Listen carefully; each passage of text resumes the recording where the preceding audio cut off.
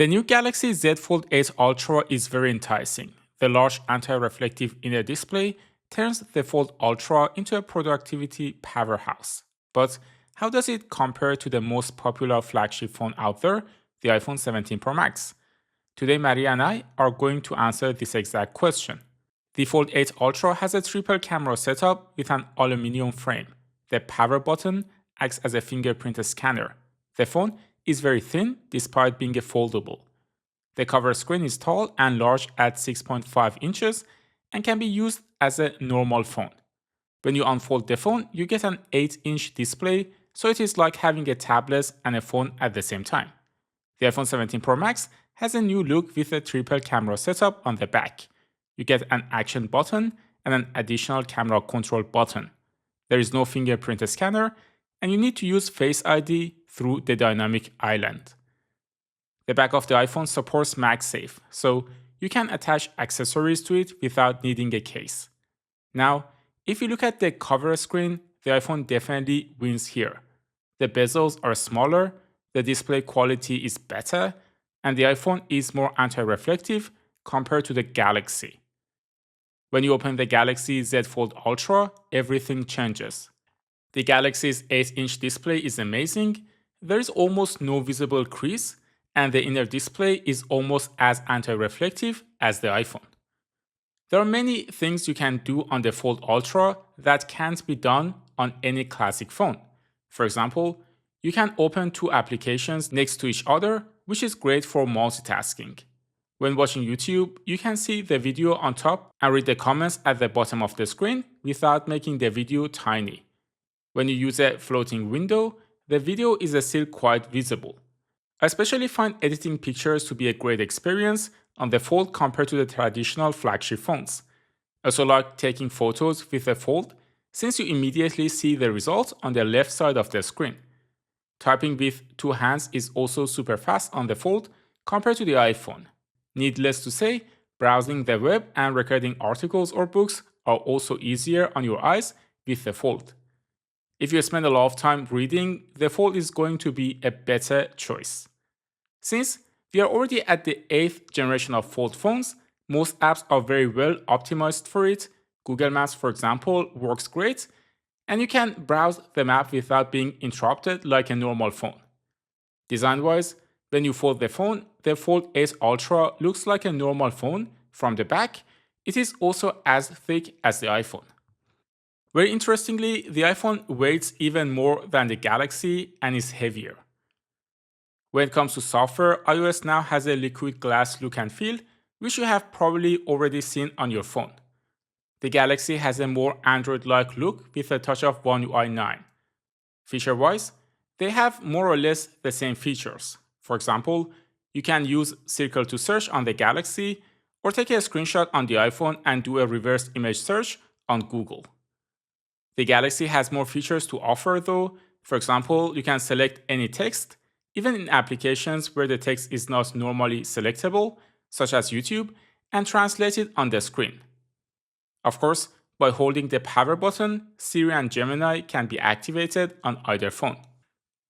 But rather than using Gemini or ChatGPT, I recommend using Invoco, the sponsor of today's video. Invoco is agentic and always knows the context of what you are doing, of course with your permission. For example, here I have this Galaxy Unpacked event open on my browser and I want to add the event to my calendar. I will just hold the function key and say, add this event to my calendar. After thinking for a couple of seconds, it did add the event to my calendar. If I go to my Google Calendar, you can see that the event is already there. So you basically have a free secretary working for you all the time. Invoco is free to use, and I'll put the link in the description and definitely try it out. One area where you may be skeptical about getting a foldable is the camera.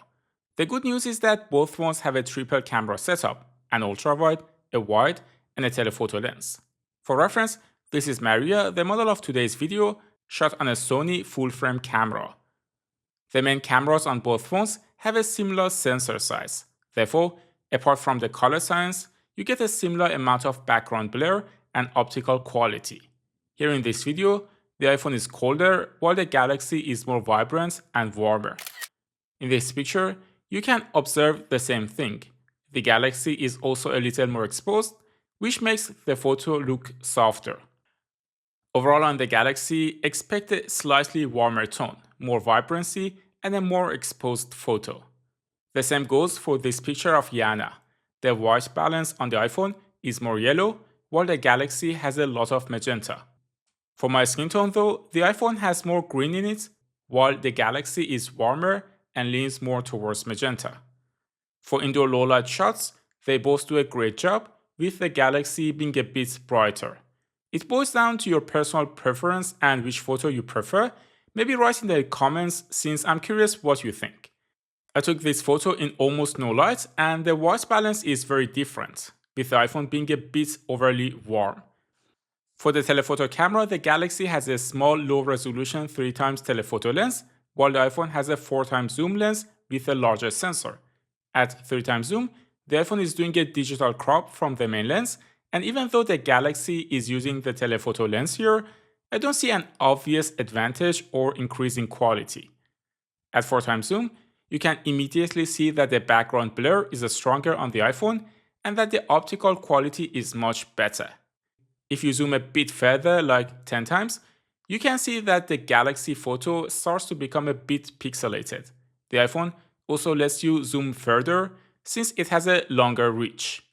They both have a very similar ultrawide camera, and of course, the color science is what differentiates them from one another. In this portrait shot with the main lens, they both did a good job with Maria's hair and create artificial background blur, but the iPhone does it slightly better. For the selfie camera, the iPhone wins hands down since it has a much wider focal length. Also, the selfie camera is rectangular, which means you can take both horizontal and vertical videos and selfies. That said, the Galaxy Fold has another advantage, and that's using the cover screen as a viewfinder. Therefore, you can use any of the cameras as a selfie camera. When it comes to battery life, the iPhone has a 4823 mAh battery for the SIM version, while the Galaxy has a 5000 mAh one. The Galaxy is sporting the latest Snapdragon 8 Elite Generation 5 for Galaxy, while the iPhone is sporting the A19 Pro. Both of them should be sufficient for whatever you are trying to do. I feel the biggest thing holding people back from buying an Ultra as of today is probably the pricing. In my region, you can get the latest iPhone for €1,400, while the Galaxy costs €2,400.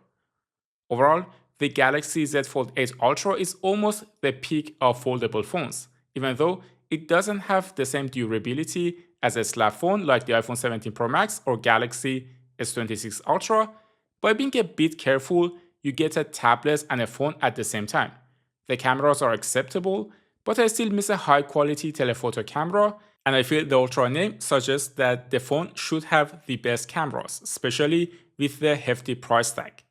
Maybe you can also take a look at the Galaxy Z Fold 8, which have a very interesting design, and see how that compares to the Galaxy S26 Ultra next. Thanks for tuning into Tecmo, and I will see you in the next one.